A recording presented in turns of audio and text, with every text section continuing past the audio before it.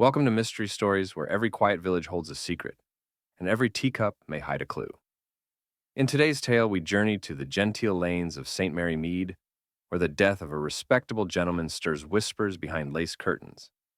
But nothing escapes the notice of Miss Marple. Sharp, observant, and far more dangerous than she appears.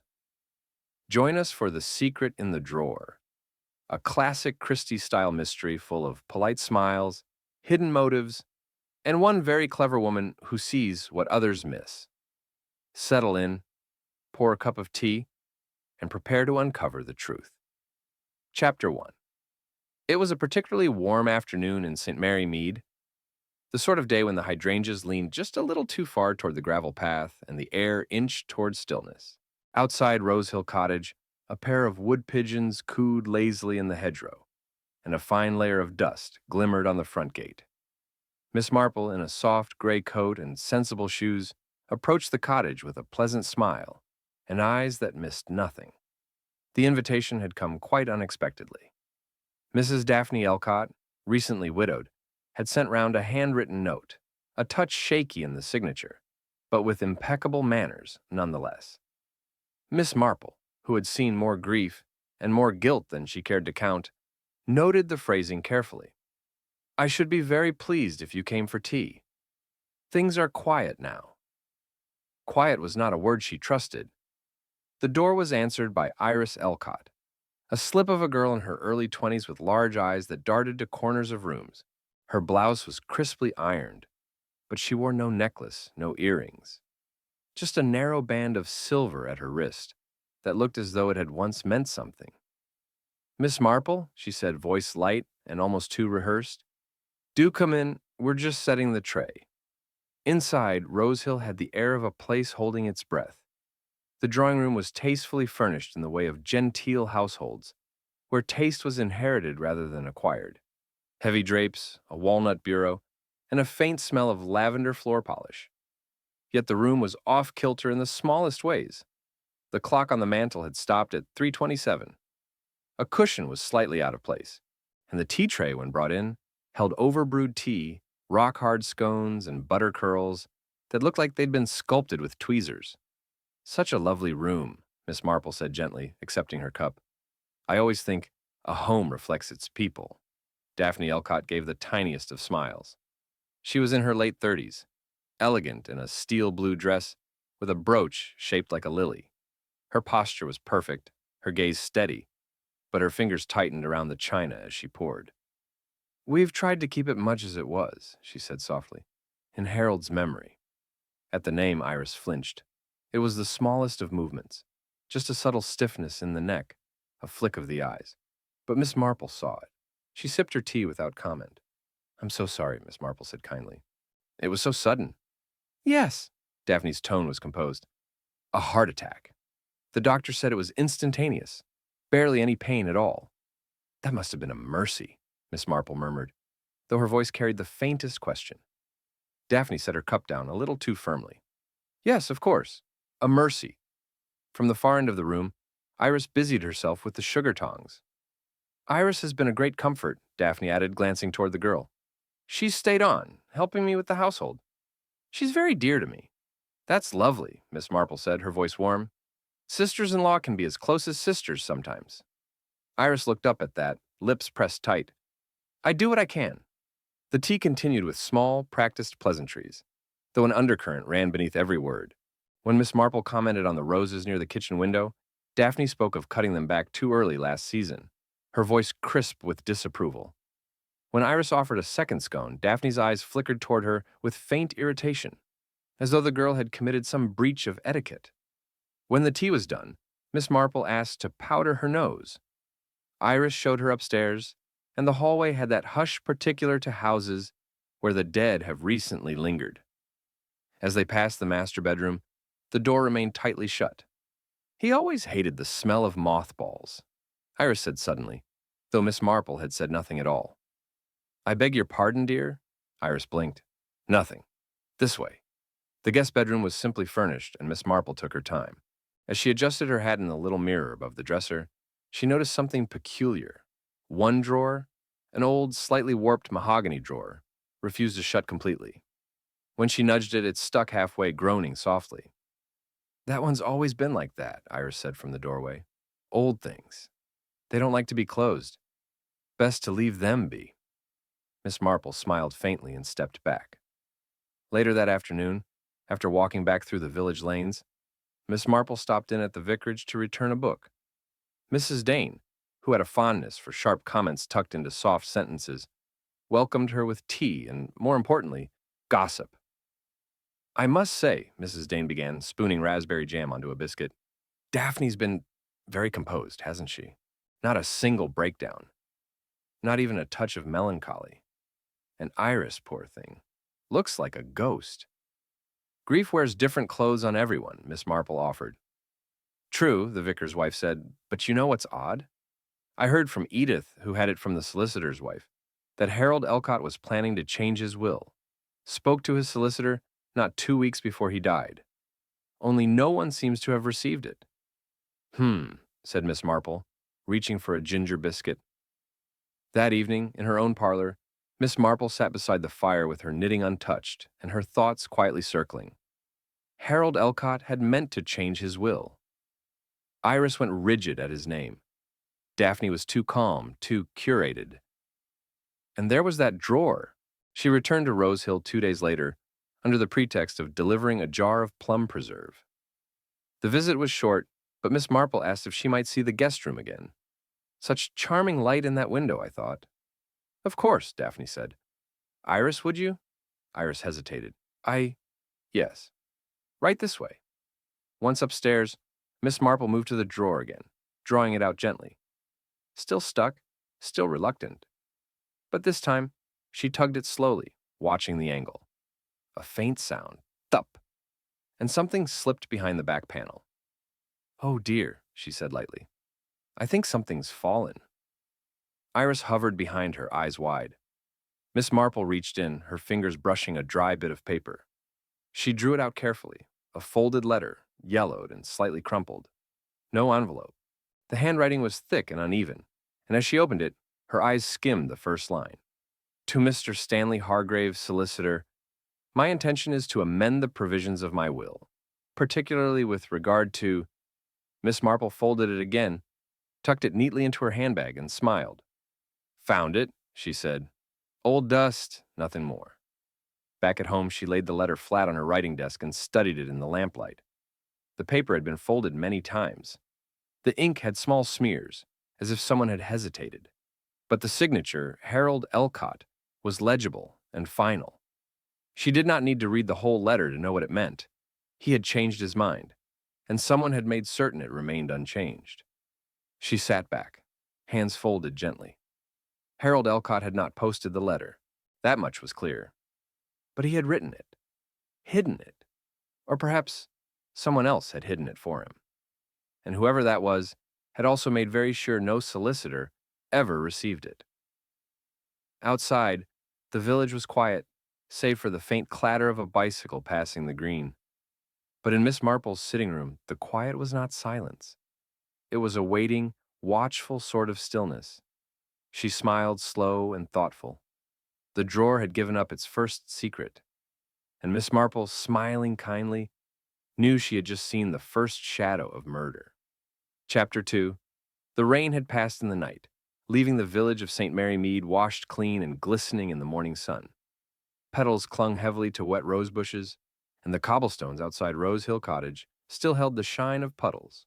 Miss Marple, shawl neatly folded over one arm and a modest rhubarb tart balanced in the other, walked at her usual pace, measured but unhurried. It was not the sort of day one would associate with murder, nor even with the shadow of it. But Miss Marple had long since learned that wickedness did not announce itself with thunderclaps. More often than not, it came dressed as a quiet widow, serving tea in a spotless parlor. Daphne Elcott greeted her with the same graceful composure as before. If there was surprise in her eyes at Miss Marple's visit, she didn't show it. How thoughtful, she said, accepting the tart with a smile that didn't quite reach her eyes. Rhubarb was always Harold's favorite. I know, Miss Marple replied mildly. He told me once at the summer fete. He was quite insistent about rhubarb over gooseberry. Daphne gave a soft laugh. Yes, that sounds like him. They stepped into the sitting room. The air perfumed faintly with furniture polish and lavender water. Everything was in its place. Not a cushion out of alignment, not a newspaper left unfolded. Yet, to Miss Marple's practiced eye, the room seemed scrubbed too hard, the perfection brittle at its edges. Iris is out this morning, Daphne said, moving to the tea trolley. She's gone to the shops. We were running low on, oh, I don't know, something or other. Miss Marple sat gently on the settee, noting the absence of the green leather armchair by the fireplace. She gestured toward the space. I do hope I'm not imagining things, but wasn't that where Mr. Elcott always sat? Daphne's hand hesitated over the teapot, then resumed. Yes, I had it removed. The chair was old and it squeaked terribly. Couldn't bear the sound. Quite understandable, Miss Marple murmured, watching her. Grief settles oddly in a home, doesn't it? One never knows what must go and what must stay. Daphne smiled thinly. Yes, exactly. The tea was better this time, though still a shade too strong. Miss Marple sipped politely and let the silence stretch, watching as Daphne reached for the sugar with steady fingers. The woman had poise, controlled, almost rehearsed. And yet, there was tension, a flicker of something just beneath the surface. As they spoke of harmless things, the church flower rota, the choir's poor showing last Sunday, Miss Marple offered no pressing questions. She had learned long ago that people said far more when they thought they were saying nothing at all. A quarter of an hour passed before Iris returned, cheeks flushed from the cold and arms laden with brown paper parcels. Oh, she said, surprised to see Miss Marple. You're still here. She brought us a tart, Daphne said, standing. Rhubarb.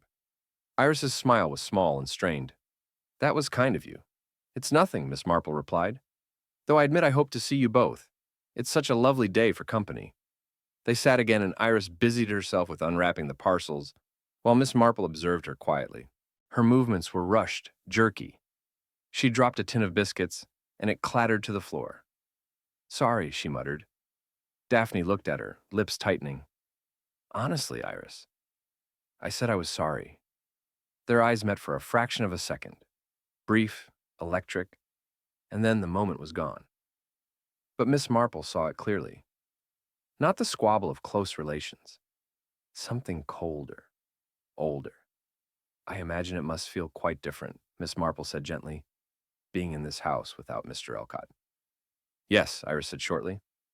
Harold had a strong presence, Daphne added, her voice softening. He kept us grounded. He kept us on edge, Iris muttered, barely audible. What was that, dear? Miss Marple asked, tilting her head. Nothing, Iris said quickly. I should put these things away. She left the room in a flurry, the sound of the pantry door swinging behind her. Daphne said nothing for a long moment, just stared at the place where her sister-in-law had stood. She's been very emotional, she said at last. Everything's been difficult. For both of us. Miss Marple nodded kindly. Of course. The visit was brief after that, and Miss Marple took her leave with polite thanks and promises to return soon. As she walked back toward the lane, she heard a quiet hiss from behind the cottage hedge. It was Iris. Miss Marple? Wait, just a moment. The girl emerged from the greenery, eyes darting toward the cottage door. I can't talk long, she said quickly, but I thought you should know. Daphne burned papers, the night after the funeral, in the drawing-room fireplace. Said they were Harold's old receipts, but I saw one. It had the solicitor's name at the top, Mr. Hargrave. Miss Marple's eyes widened slightly. Are you sure, dear? I'm not stupid, Iris said, voice trembling. It wasn't just receipts. She's hiding something. Why tell me? Because you notice things? And I'm frightened. Miss Marple reached out gently, laying a hand on the girl's arm. You've done the right thing, my dear, but be careful. Sometimes people who have something to hide are terribly clever about hiding it. Iris nodded, then slipped away like a shadow. Later that afternoon at the vicarage, the conversation over tea turned again to Harold Elcott. Mr. Dane, good-natured and absent-minded, offered a tidbit that Miss Marple stored away like a seed. I always liked Harold, he said, reaching for a biscuit. He came to see me a few days before he died, you know. Asked about the church's holdings. Said something about moving out of Rosehill, possibly downsizing. I didn't think much of it. Moving? Miss Marple asked, lifting her cup. Yes, said the cottage was too big. Daphne was quite cross, apparently. He joked about it. Said she'd sooner kill him than give up the drawing room. The vicar chuckled. Miss Marple did not. That night she sat by her window, the unsent letter from the drawer laid out once more beneath her lamp. The language was clear. Harold had meant to alter his will. The solicitor had never received it. Daphne had burned something in the hearth the day after his funeral, and now Iris had confirmed it. She thought back to the vicar's comment, moving out, against Daphne's wishes. She'd said, quite smoothly, that the chair was squeaky, but Miss Marple had seen the faint circular indent in the carpet. It hadn't been moved far, just far enough to be gone. It was not proof, not yet, but it was a pattern. And patterns, Miss Marple knew, were never without reason. The next morning she paid a quiet visit to the chemist. As she leaned on the glass counter and asked for more lavender water, she inquired as if idly whether many in the village took medication for the heart. Oh, yes, said the young assistant. Mr. Elcott was one. Had a regular prescription for digitalis, if I recall. Was he still taking it? The boy frowned. His last refill was months ago. That's strange. He usually came in regularly. Miss Marple smiled gently. Strange, indeed. She walked home in silence, the village peaceful, the sun glinting off windows. But in her mind, the tea tray was still trembling in Daphne's hand. The burned papers still smoldered in the hearth. And Miss Marple, folding her hands gently in her lap, felt the faintest whiff of smoke rising from a very old fire. Chapter 3. The post office in St. Mary Mead had always been a quiet place, more of a social crossroad than a proper administrative building. Tucked neatly between the greengrocer's and Mrs. Catterley's hat shop, its little bell above the door was often heard throughout the morning, heralding not just letters and telegrams, but bits of gossip far more thrilling than any parcel. On this particular Tuesday, that bell rang at precisely 10:30, and the woman behind the counter, Mrs. Webb, looked up from her knitting with her usual polite curiosity. The man who entered was not from the village. That much was clear at once. City shoes, too polished. A dark coat with the wrong sort of cut for country weather, and an expression that said he was trying not to look like he was searching for something. Or someone. Miss Marple, who happened to be mailing a birthday card to her great-niece, stood to the side and observed, quite invisible in her own way. Excuse me, the young man said, approaching the counter. I'm looking for Rosehill Cottage. I was told it's just outside the village. Mrs. Webb nodded, pleasant but cautious. Yes, sir. 2 lanes over, near the meadow. Belongs to the Elcotts. He hesitated a fraction of a second. Yes, I believe it was Mr. Harold Elcott I meant to speak to. Mrs. Webb's eyes narrowed a touch. Then, I'm afraid you're a bit late. Mr. Elcott passed not 3 weeks ago. Heart, they said. There was the faintest pause, a flicker of something across the young man's face.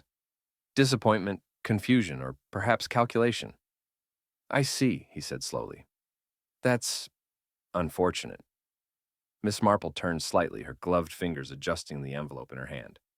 And are you a friend of the family? Mrs. Webb asked in that particular tone that meant she wasn't asking casually. Just a connection, the man replied vaguely. Old family matter. I suppose I'll have to speak with the widow instead. He thanked her and left, the bell tinkling softly as the door swung closed. Miss Marple waited a breath longer before addressing Mrs. Webb. Curious fellow, she said lightly. Mrs. Webb sniffed. Didn't give his name, and not the sort we usually see round here. Family matter, he says. Mark my words. He'll bring no good. Miss Marple smiled kindly and stepped outside. It was a short walk to the market, and she took it slowly. She wasn't altogether surprised when she saw the same man again, this time tucked into a corner near the greengrocer's cart, speaking in low tones to Iris Elcott. Iris stood stiffly, arms crossed over her chest. The man leaned closer, his voice urgent. Whatever he said, it wasn't friendly. Miss Marple lingered by the apples, pretending to examine the Granny Smiths. She watched as Iris finally nodded, turned sharply, and walked away, leaving the man alone. That afternoon, Miss Marple had her answer. She was halfway through slicing cucumber sandwiches when there came a knock on her door. Iris Elcott stood outside, pale and uncertain. "I hope I'm not intruding," she said. Could I talk to you? Privately?" "Of course, dear," Miss Marple said, ushering her in with practiced warmth. "Do come in. I've just put the kettle on." They sat in the sitting room, the familiar tick of the mantel clock lending rhythm to the quiet. "I saw you this morning," Iris said, not meeting her eyes. "At the post office, and then in the market." "I saw you too," Miss Marple replied. "You looked quite upset." Iris hesitated, then exhaled. "That man, he's my cousin, Peter Farrington. At least, that's what we call each other. He's not really family, not by blood. He was a ward of my father's business partner." "I see," said Miss Marple gently. "And what brings him to St. Mary Mead?" "He says Harold owed him money," Iris replied, her hands twisting in her lap. "Old debts. Something about a failed investment they made together years ago. But I think he's here for more than that." Miss Marple waited. "We were close," Iris admitted after a moment. "Years ago, before I came to live at Rose Hill. We wrote letters, met a few times in London. Daphne never approved." "Did Harold know?" "He suspected," Iris whispered. "He once told me that Peter was a parasite. Said he'd ruin me if I wasn't careful." "And do you believe that?" Miss Marple asked. Iris looked at her, eyes shining. "I don't know what to believe anymore." That evening, the vicar hosted his usual Thursday supper, a modest affair with slightly overcooked lamb and long conversations about the state of the church roof. Miss Marple was invited, of course, and so was the young man from the post office. Peter Farrington arrived late, his coat damp from a light drizzle, and hung it carelessly by the door. As he did, Miss Marple, seated nearby, noticed a small slip of paper fall from the coat's pocket. It fluttered silently to the floor. She bent to retrieve it before he could and read, in a single glance, the words printed on the yellowing ticket. H. Farrington, 1 gold pocket watch, pawned June 3rd. "Something dropped, I believe," she said, handing it to him. Peter flushed. "Oh, just rubbish." "Not at all," she said with a faint smile. "Old things are often more valuable than they seem." He nodded, said nothing more, and joined the others. Later, over lukewarm coffee, the vicar asked Peter how long he planned to stay in the village. "Oh, not long," Peter replied. "Just tying up some loose ends." "I see," the vicar said, and his wife gave Miss Marple a look that said she didn't like the smell of those ends at all. Miss Marple said little that evening, but when she returned home, she took out a notepad and, in her fine, neat handwriting, began to sketch the outline of a puzzle. Harold Elcott had intended to change his will. That much was nearly certain. Iris, who might have benefited, had rekindled a connection with Peter, who now claimed a debt and carried secrets of his own. Daphne, for her part, remained unshaken, her grief tightly laced like a bodice. And now a gold pocket watch, Harold's favorite, according to old Mrs. Sims, had turned up at a pawn shop under Peter's name. A piece gone missing not long after Harold's death. It wasn't proof, not yet. But it was pressure, the kind that made people act too quickly. Or too late. Miss Marple looked toward the window where the lamplight caught the reflection of her garden gate. Closed but not locked. And Miss Marple, sipping her weak tea, knew the past had come calling, with a price yet to be paid. Chapter 4. The village chemist was never what one might call a bustling establishment. A narrow little shop tucked beside the old drapers. It smelled faintly of eucalyptus, chalky lozenges, and something sharper underneath. Camphor, perhaps, or iodine. On quiet mornings, Miss Marple often passed by with a pleasant nod to young Mr. Felton, who had taken over the business from his father just last spring. He was polite, if a little awkward, and still not entirely at ease with the more delicate questions of his elderly clientele. On this particular morning, with a brisk wind chasing clouds across the sky, Miss Marple stepped inside with her usual soft rustle of skirts. "Good morning, Mr. Felton," she said warmly, setting her handbag neatly on the counter. "I'm nearly out of lavender water, and I do find I sleep better with a few drops on the pillow." "Yes, of course, Miss Marple," the young man said, hurrying to fetch a bottle from the back shelf. "We just received a new batch." As he turned to ring it up, Miss Marple's voice drifted out, light as meringue. "Funny thing, really. Someone was saying the other day that digitalis can be quite dangerous in the wrong hands. Not the sort of thing you'd want just anyone asking after, is it? Mr. Felton paused, then cleared his throat. Well, no, I suppose not. It's carefully controlled, of course. I should hope so, she said mildly. I remember when poor old Mrs. Ridley gave too much to her spaniel. Dear little creature never touched another biscuit? Mr. Felton gave a weak chuckle. Has anyone asked for it lately? She added casually. Not for a dog, I mean, just generally. He hesitated. Well, yes, I mean, nothing improper. But someone did ask. Discreetly. Miss Marple leaned in, her expression sympathetic. Young or old? Young, he said finally. Miss Elcott, actually. Though she said it was for someone else. She didn't buy any, mind you. Just asked about how it worked. Miss Marple accepted the bottle of lavender water with a nod and left the shop in thoughtful silence. Outside, the wind had picked up. The trees lining the road to Rose Hill swayed gently, and a single crow hopped along the lane, eyeing her suspiciously. She found herself at the cottage again that afternoon, under the pretext of returning a small saucer she claimed had been left at the vicarage. Daphne welcomed her with practiced grace. So thoughtful of you, she said, accepting the china and ushering her into the drawing room. We seem to have lost track of things lately. Miss Marple's eyes moved around the room. Nothing out of place, and yet something had shifted. A photo was missing from the mantelpiece, one of Harold Elcott, taken during his service in India. Lovely afternoon, Miss Marple said as she sat. Perfect for a bit of gardening, though I do hope the rain holds off. Yes, Daphne replied, folding herself into the armchair once more.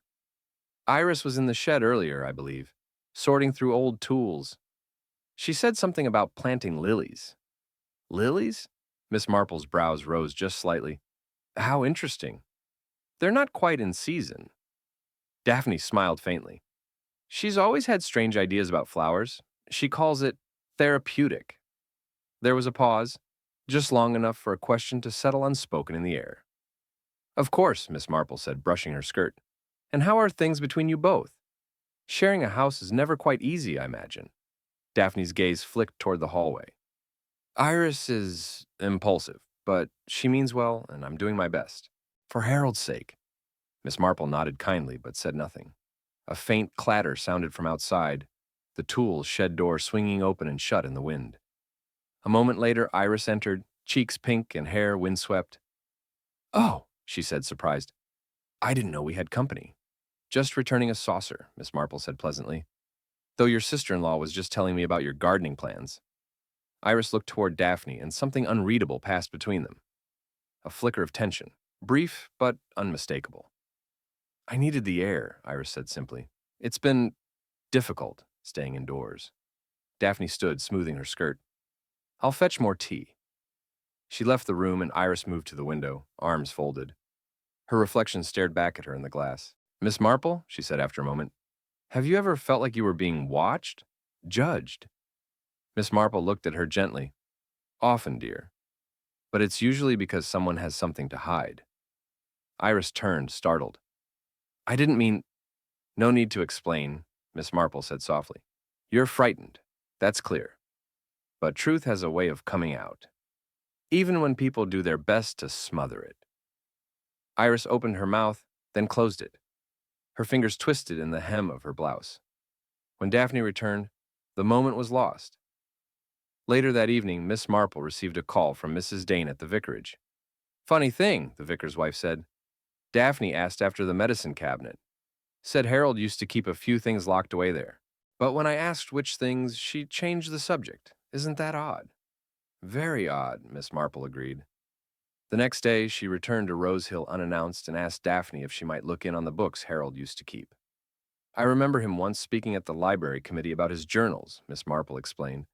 Something about recording history as it truly happened. It struck me as rather romantic. Daphne hesitated, then led her into Harold's old study. I haven't touched much, she said, standing in the doorway, though I suppose it's time I did. The study was dim, the curtains half drawn. Papers were stacked neatly, but the desk drawers were locked. I'm afraid I don't have the key, Daphne said quickly. Harold was terribly particular. That's quite all right, Miss Marple replied, fingers brushing the edge of the desk. Locks are more symbolic than secure, in my experience. A faint trace of soot clung to the hearth. Miss Marple glanced at it but said nothing. After Daphne left the room, Miss Marple waited precisely 3 minutes before testing the drawer. As expected, it gave way after a slight nudge. Someone had relocked it poorly.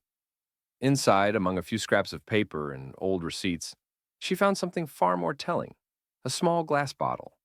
Empty. The label, long since smudged, still bore the faint outline of a word she knew too well: digitalis. Miss Marple slipped it into her handbag, relocked the drawer, and left the study quietly. That evening, in her parlor, she laid the bottle on the table beside the letter and the pawn ticket. 3 small clues, none damning on their own, but together? Together they whispered a story. Iris had inquired about poison. Daphne had accessed the vicar's medicine cabinet. And now, the very substance that could stop a heart, cleanly, efficiently, had been hidden in Harold's own study. The rain returned that night, tapping gently on the windows like fingers in thought. She tucked the bottle away in her handbag and thought, quite cheerfully, that murder was rarely tidy, but always left traces. Chapter 5. It was the sort of bright spring morning that made even the gloomiest corners of St. Mary Mead appear cheerful. Birds fussed in the hedges, crocuses bloomed stubbornly along the church path, and the air held that crisp kind of promise that said things were growing, above ground and below. In the village square, bunting fluttered lazily in preparation for little Charlotte Dane's birthday party, a modest affair being held in the vicarage garden with sponge cake, strawberry cordial, and the obligatory game of guess the number of sweets in the jar. Miss Marple arrived precisely on time, as she always did. She brought a parcel wrapped in soft brown paper and tied with pink ribbon, a set of colored pencils, and a pad of thick drawing paper, and was greeted with warm thanks by Mrs. Dane, who looked as though she had been battling children and cake batter since dawn. The garden was already half filled with guests: mothers and a few fathers, children in frilled socks and grass-stained trousers, and a scattering of villagers who had come not so much for the party as for the social temperature it offered. And there, near the trellis, stood Iris Elcott in a pale green dress, her eyes fixed on the lemonade table. Peter Farrington was beside her, dressed smartly in a charcoal jacket that looked too expensive for someone in debt. Miss Marple did not approach them, not immediately. She preferred, as always, to watch first. She took a seat near the lavender bed, her straw hat tilted just so against the sun, and nodded politely to Mr. Burton, the churchwarden, who was speaking with great authority on rose pruning. The afternoon unfolded with careful charm. Daphne Elcott arrived 20 minutes late, apologizing with grace and a smile that reached no part of her eyes. She wore a navy silk dress and a small gold locket at her throat. She kissed Iris on the cheek lightly, and then stood apart from her for the remainder of the party. It was during a round of Pass the Parcel that Miss Marple found herself beside Mrs. Trowell, the cook from Rose Hill Cottage. The woman was leaning heavily on her cane, her feet swollen in her shoes, but her eyes missed very little. "You're looking well, Mrs. Trowell," Miss Marple said kindly. "Oh, don't be taken in by the dress," the cook replied. "I ache from the knees up. But it's good to be out." They watched the children scream with delight as a parcel revealed a peppermint humbug. "Things have been quiet at Rose Hill, I suppose?" Miss Marple asked in a tone that could have meant anything. Mrs. Trowell sniffed. "Too quiet. That Daphne, she keeps a house like a hotel. No warmth in the walls anymore. She's managing well, though. If by managing you mean polishing the silver twice a week and pretending nothing ever happened, then yes." The cook leaned closer. "But I'll tell you something, Miss Marple. Harold stopped taking his heart pills a week before he died." "Did he?" Miss Marple asked, sipping her tea. "Said he didn't like the way they made him feel. Said he'd rather live on his own terms. But I don't think that's quite the whole of it." "No?" Mrs. Trowell shook her head. "Because I saw the bottle, nearly full, then empty the next day. But I never saw him take a single one." Miss Marple's eyes flickered toward the lemonade table, where Daphne was now speaking softly with Peter, her hand resting on the edge of the tablecloth with surgical precision. "And did anyone else have access to the medicine?" she asked. Only Daphne, the cook replied. Kept it in the cabinet beside the bed. Said it was better if she managed the doses. Indeed, Miss Marple murmured. The party carried on with charades and lemon-curd tarts. Peter laughed too loudly at a joke no one else heard. Iris, near the lilac bush, looked paler than usual, as though she had not slept in days. Then, quite by accident, or so it seemed, a photograph slipped from Peter's wallet. It happened as he bent to pick up a spilled cup of squash. Miss Marple, standing nearby, was the only one who saw it flutter to the grass. A candid photo, slightly faded. Two people standing close together in a sunlit park. Peter and Iris, her head on his shoulder, his arm unmistakably around her waist. Miss Marple said nothing. But as Peter retrieved the photo and tucked it swiftly back into his pocket, his hand shook ever so slightly. Later, as the sun began to dip and the party dwindled, Iris approached Miss Marple where she stood at the edge of the rose arbor. "May I speak to you?" she asked softly. "Of course, dear," Miss Marple replied. They walked a few steps away from the others. "I don't know what to do," Iris said suddenly. "Peter, he's not the person I thought he was. He's pressuring me about the will, about the house." "Do you know what's in the will?" Miss Marple asked. Iris hesitated. "Harold told me once, after one of his arguments with Daphne. He said he'd changed it, said he wanted me to be taken care of.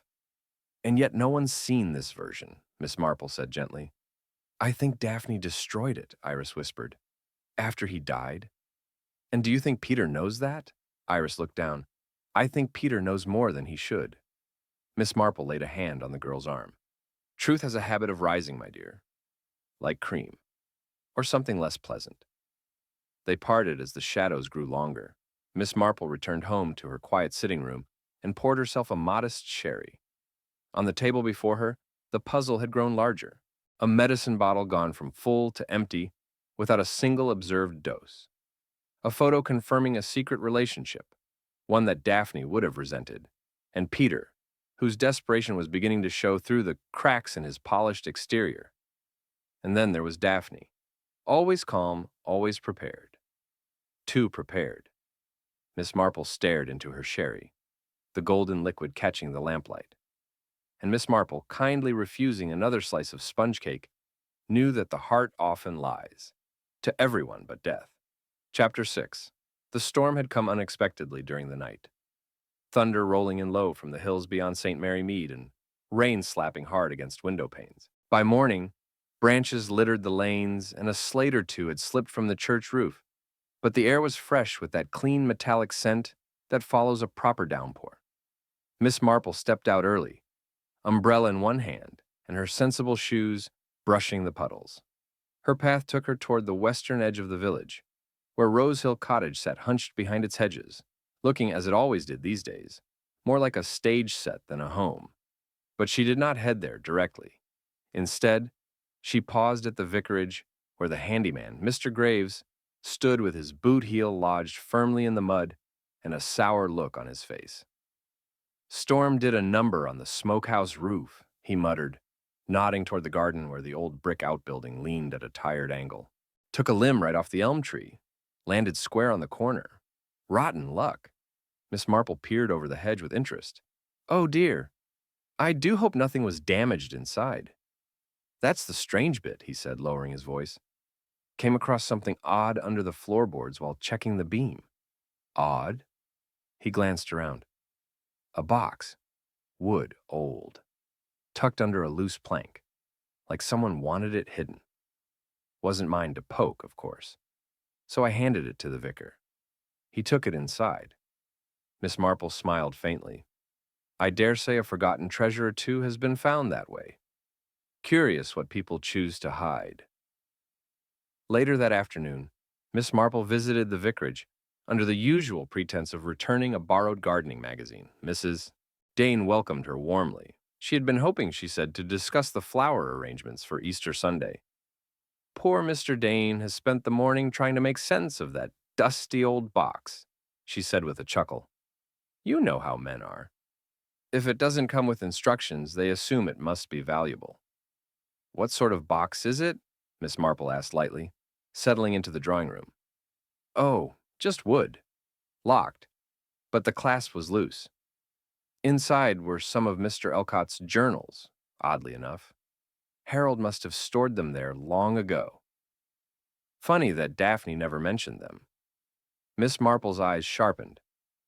Harold's personal writing, you mean? Yes. Diaries, it seems. Quite dry reading, if you ask me. Though, Mr.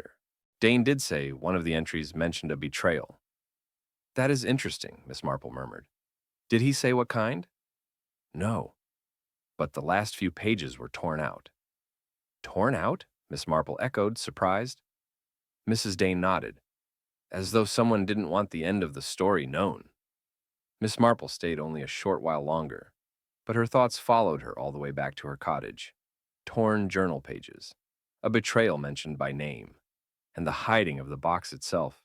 It all pointed to secrets someone had not wanted discovered. That evening, the atmosphere at Rose Hill was oddly subdued. Miss Marple had arranged to drop by with a clipping from the Times that referenced a speech Harold once gave in Parliament years ago. A pleasant excuse. Daphne received her in the drawing room as usual. Iris was not present, which Miss Marple found both convenient and telling. We've had more than our share of weather, Daphne said with a smile, pouring tea with her habitual precision. Yes, Miss Marple agreed. I saw the old smokehouse was damaged.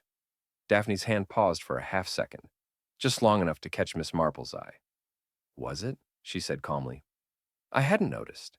That's odd, Miss Marple said gently. I heard there was a box discovered, with some of Harold's writing. Daphne's smile froze in place. Really? That must be quite old. Harold was always scribbling in notebooks. Diaries are terribly personal, Miss Marple said. Often people write things they wouldn't say aloud. Indeed. Daphne's voice was cool now.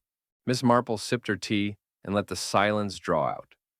Then, as if struck by a passing thought, she said, Do you know I've always admired your handwriting? That lovely upright slant. So clean. Very different from Harold's, which was always a bit of a scrawl.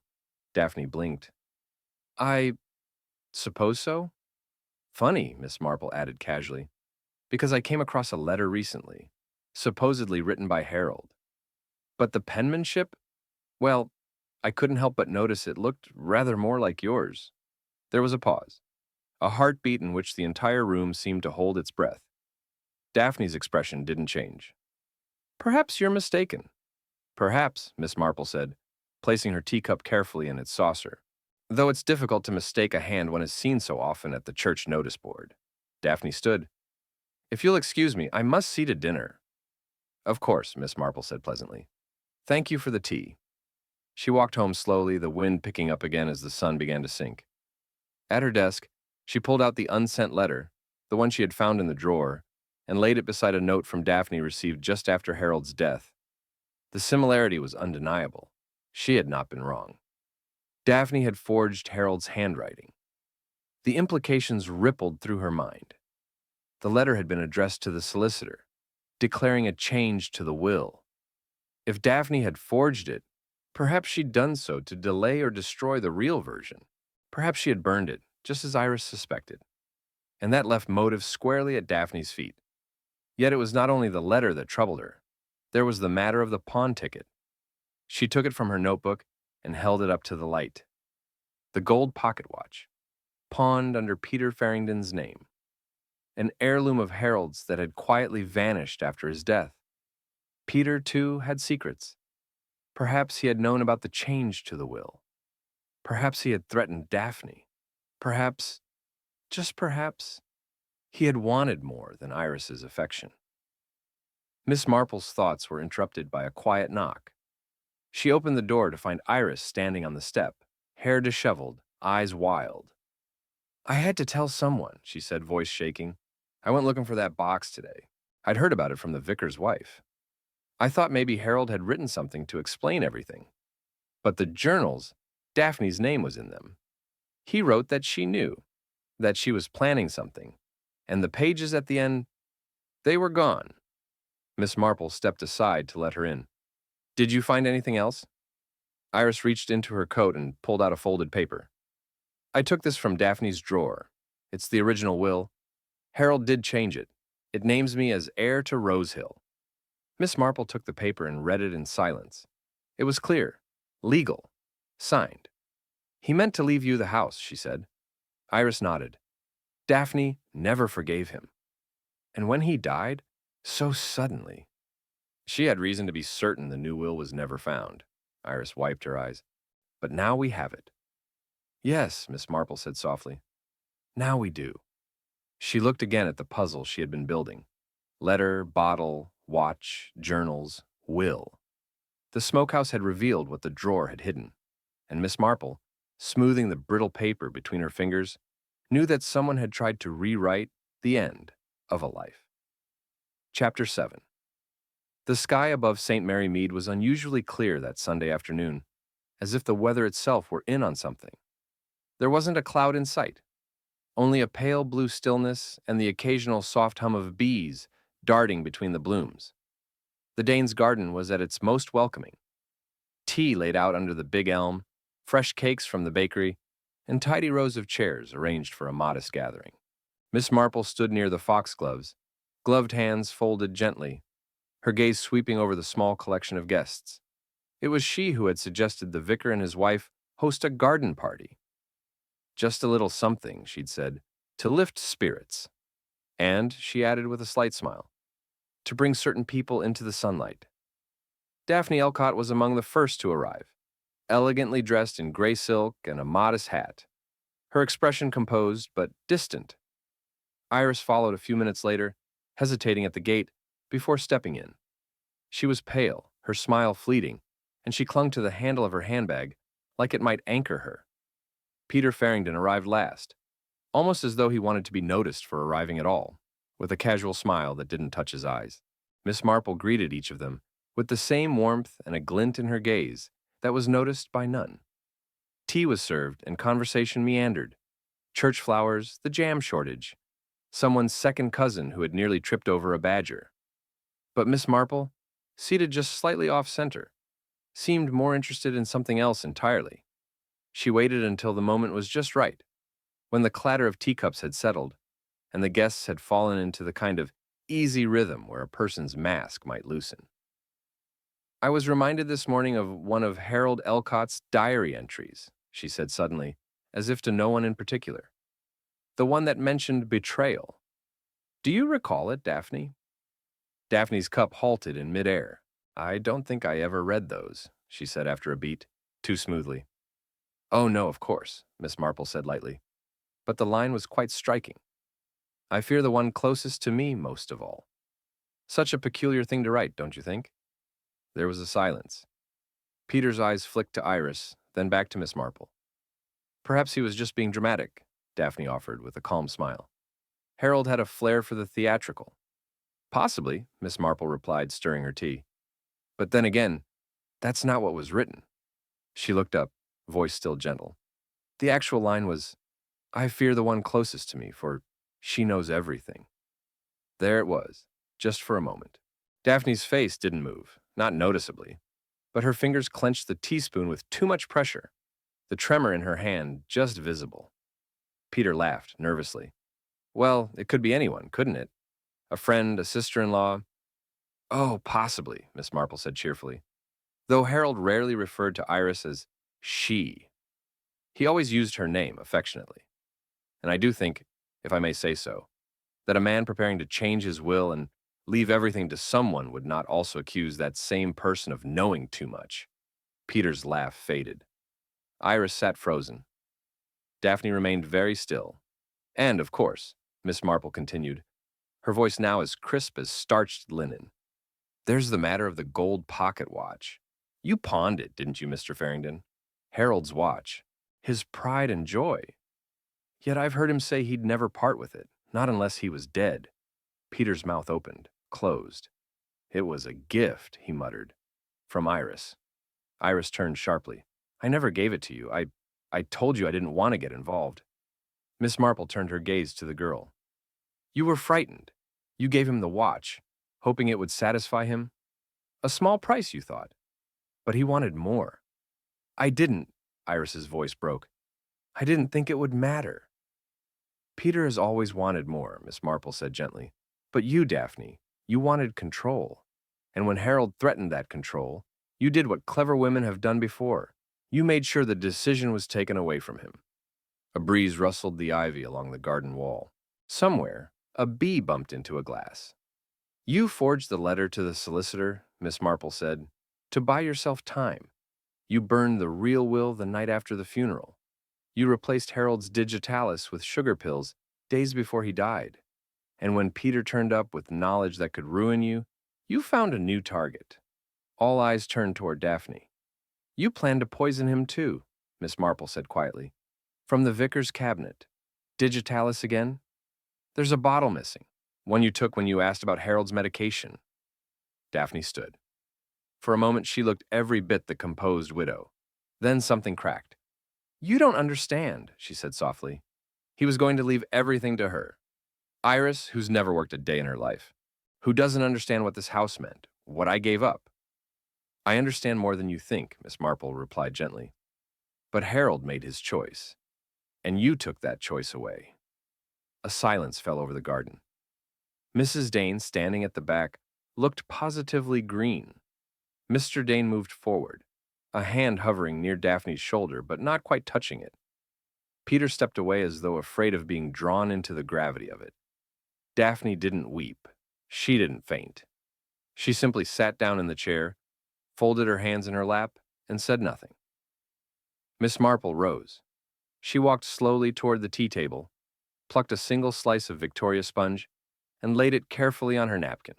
And Miss Marple, nodding at the fading sun, knew the moment to act had come, and death had waited only for silence. Chapter 8. The rain returned the next morning. Not the tempestuous kind that beat against rooftops and rattled shutters, but a gentle, persistent drizzle that seemed to hush the entire village. St. Mary Mead looked softer in the gray light, its hedgerows heavy with droplets, its windows fogged with warmth. Yet beneath the calm lay the aftermath of revelations that had slipped, quietly and irrevocably, into the open like ink spreading across blotting paper. Rose Hill Cottage stood as it always had, neat, proper, and silent. But inside, a reckoning had begun. Miss Marple arrived shortly after 11, invited by Daphne herself. The message had been brief, carefully written on thick cream paper. I should like to speak with you. Privately. It is time. She was led in by Iris, whose face wore the hollow stillness of someone still waiting for a shoe to drop.